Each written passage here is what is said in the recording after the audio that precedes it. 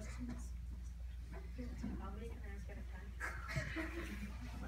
How many can you ask at a time? Well, let's see how many hands are up. To begin with, ask one. Okay. I'd like to bring up what Hokubat said about Mr. Isaac, to clarify with you. You said your family had been here for over 100 years, right? Oh, probably 160 years in California. Okay, so you said Mr. Ark was not illegal, but that's because their family had been here for so long. And these farm workers, they're mostly immigrants, meaning they're not legal and they don't have the same benefits as a legal citizen. Well, what I would like to say is, well, who knows? Yes, they may be illegal, but what if the parents gave birth here? That doesn't make the kids illegal. If anything, that kind of makes them citizens. Can I interject here? I use that word too, and we shouldn't. You don't need to take me, that's okay. I think we need to use the more kind word, which is undocumented citizen. It's because illegal sounds, I mean, I've used it too, don't get me wrong. And you both, we all use it, right? It's what's common. But we have to kind of get over it. And if you catch me doing it, say, remember, it's undocumented. So I think you're both right. Children born here are automatically citizens. We're going to learn that in Constitution. However, I would like to say to you guys, though, that not undocumented do not get all the benefits always. It depends. They can get, at times they can get food stamps. And by the way, guys, food stamps isn't free. It is free food, but what you get is a card where you get, the government pays for your food. Welfare, I don't think too many undocumented can get. I could be wrong about that, but I don't think you can legally get it. So we have to be careful in that. So, but I think she answered your question well. A lot of these children are Americans. Just like I'm sure there are people sitting in this classroom whose parents are undocumented, but they themselves are not because they were born here. It's a touchy, it's a really painful subject for a lot of people. Okay, yes? I have a question for Angie. I just didn't understand how you said that they were selfish because money was more important to them. Well, it kind of had to be because they had, like, what if they have no food? You're kind of saying that they're being selfish for wanting food. They're, like, really hungry, they need food. So that's why, like, they're not being selfish with money, they need the money to eat. So, yeah. Yeah, I was hoping you guys would nail Angie a little harder on that comment because she did it to instigate. I'm sure that was strategic. Yeah. Yeah, I know, and they didn't pick it up. You're up against a debater who's trying to purposely annoy you. And you guys just sat there nicely, and I'm like, go for it. And I was trying to give you hand signals. You need to respond to her like she just did. She used those words selfish to instill a little, yeah. And that's a good point. Angie, do you really, how could you respond to her? In real life, outside of the debate? It's true. You know, if you need food, I guess you're not really selfish. But the way they put it was that money was more important. They didn't say necessarily food. They said money. And so what they were getting at is that, or what they said was probably not what they meant, but what they said was money was more important than their children's success and not food was more important. Yeah, I think it was a choice of language. I think you all are kind of saying the same thing when it comes down to it, but you didn't probably state it as detailed as you could, and that's experience. It's a matter of, as you get a little better in debating, you know that somebody who's a good debater is going to tear you apart, and they're going to pick apart your language, and they're going to use language themselves to inflame you and to get you mad, which it succeeded in Diana, because she definitely responded. And actually, Diana, you have a good point. That's the biggest strength of their argument, is most of us never feel hand-to-mouth poverty. We just don't. We all know that education is more important. I'm pretty sure, Diana, you agree, right? I'm sure every one of us in here knows, in a perfect world, if you get an education, you're going to have a lot more doors open. But that imperfect world is, we may not see tomorrow if we don't even have food on the table today. And I don't know how many of you struggle with it. We were never hand to mouth because we had relatives helping us. But what I probably didn't share with you has nothing to do with being a farm worker. My dad abandoned us when I was in 6th grade. And I mean abandoned. Walked out the door, never saw him again in my whole life. And had amassed huge gambling debts. And I'm telling you, I can share that now, you know, it's a long time ago, 50 years ago, but my dad had left my mother in terrible debt in 1966, like terrible debt, like $25,000. That's not much now. That was a lifetime ago of fortune. And my mom had to work 3 jobs. She worked full-time as a secretary. She got decent pay, but he left her in so much debt. She was just paying off the debts. And I remember times our grandparents bought us, you know, groceries. We worked on Saturdays cleaning houses with my mother, which I can't tell you how much I hated that. It was humiliating going to other people's houses and cleaning, not so much because of the cleaning, but my mom already worked another job or 2.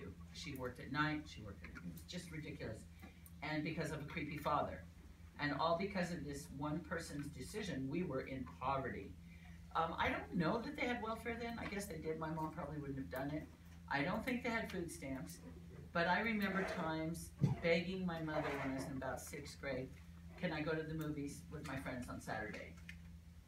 It was 50 cents. So you probably go, big deal, right? But there were times when my mother said, we can't afford it. We just can't. I can barely make the house payment or the rent or the food. So I understand what Diana, you guys are saying. And we weren't even, my mom had a decent job. We were just in debt because of my father. But when you're in debt, it's the same thing as having no money. We were dirt poor. And I missed out on a lot of social activities for about 3 years of my life till we kind of got back on our feet. And it was embarrassing because, I don't know, I think that was what you were trying to say too. A lot of migrant kids don't have the clothing. They don't have the new stuff. They don't have the new binder every year. I know my family, my mom would just say, and I do remember that being painful. Sheila, what's wrong with your old binder? I said, it's old. Everybody gets a new binder every year. My mom said, it's a perfectly good binder. You have to have it. And I'd be like, all my friends had new binders and they had new clothes. We had the same old ugly binder that was written on the year before. It's embarrassing when you're poor.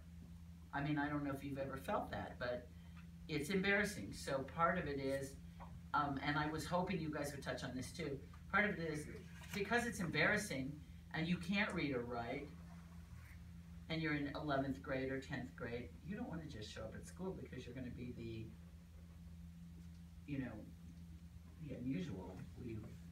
Well said, Diana. That's a good point to bring up. What else do you guys have to say? Comments? This is a comment, but I think Marminder's statement was like the weakest out of. Which one? Marminder's, like when he like explained. Well, let's use positives. Let's say constructive criticism. So what could he have switched it to? Like to go against like stuff that they said, like he could say. Yeah, at one point I thought you were agreeing with the other team. Yeah, I felt that. We probably misunderstood. I don't think you meant to say that, but did you guys on his team catch that? Yeah. Okay. Yeah, I think we thought you were agreeing with them. And the one thing you don't want to do in a debate, even if you in your heart believe it, don't agree with your opponents. It's okay to say, like I didn't watch last night's debate, I don't know if anybody did, on the Democratic people, but I listened to part of it on the radio. I was asleep. It was on early. I mean, it was on so early. I was driving home at 8:30 last night, and I heard it on the radio, and it had already been over. I was asleep. Okay. Well, what I heard happen was they are debating against each other, and it was an hour and 37 minutes or something. But Hillary Clinton and Bernie Sanders, who are the two leaders of the Democratic Party, Bernie Sanders actually defended Hillary Clinton on a point, and Hillary Clinton went and shook his hand. About the emails. You watched it? Well, I was watching the news and they're showing clips. Yeah, and that was interesting. It doesn't happen very often. But Maninder, normally you don't want to give your opponents more fuel, and it might weaken your other people's positions. So, yeah, I don't think you meant to say it that way. I think it just came out that way. I think you used the verb and forgot to put the no in front of it or the not or something. You guys leaving? Oh no. Oh, you don't go at all today? Yes. I'd like to bring up what Linder said when he was talking about how they would only make $30 to $40 a day, and one child would make $30-40 an hour. How do you know that they're gonna get such a high-paying job? Yeah. I heard that. Yeah, where did you, yeah, I was, that's a good point. I wrote that down too. Did you remember saying that? Where did you get that somebody would make $30 or $40 an hour? If you like study until high school and then start getting a job, you could like go to college and then do your job, and then you could buy college for that, like your college fees. You're gonna go in debt for college, sweetheart. Most of you will go in student loan debt for college, even if you have scholarships. Or if you're really good at science, they'll provide you. A few kids get scholarships, most don't get the huge ones you think. But if you're really good at it, who knows if they're gonna be really good at it. But where did you get the $30 or $40 an hour? Yeah, you have to use facts. That's a good point. There are people who make that. I mean, gosh, there's people who make way more than that. But I don't even know what I make per hour, but I do know that when I do extra duties, I make $25 an hour. So, and teachers are pretty educated, so most people don't make $30 or $40 an hour. At least, especially in Merced County. So, Because usually when you start out a job, how much you get paid per hour is low, but then when you work more and more, it goes higher and higher. yes, that's true. I think that's true. What was the most difficult thing for you guys to do in this little experience? Yeah, go against Nancy. Andy's like No, the cool yeah. one. I was in her team last year. I had a lot to say, and I didn't know what order to say it in. And I know Angie for a long time, and I know how she is. Yeah. Like, So were you intimidated before you started? yeah.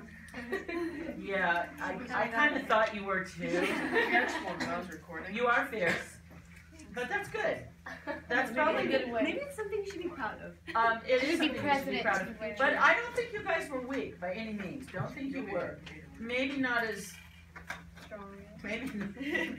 maybe not as fierce. Let's use that word. As Angie or skilled. I think it has to do with. Yeah. You did have good points. You guys did.